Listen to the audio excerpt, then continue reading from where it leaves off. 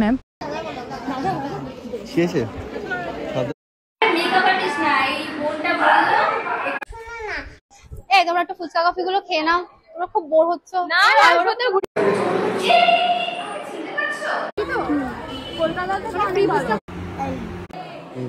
তো ফাইনালি কিন্তু চলে এসেছি আমরা সুমির বাড়িতে।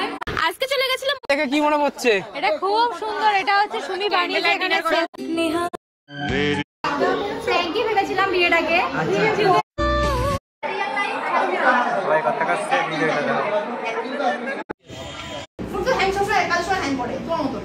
ওখানে কে দাঁড়িয়েছে? সব কটা মিলে 11 স্বপ্নে। আজ সুমির মা বাবার রুমটা সুমি পুরো ওই সেই লোকটার জন্য রাখবে সে শ্রাদ্ধ। এটা হচ্ছে গিয়ে কি আমি এখানে গেট রেডি করি, অনেকে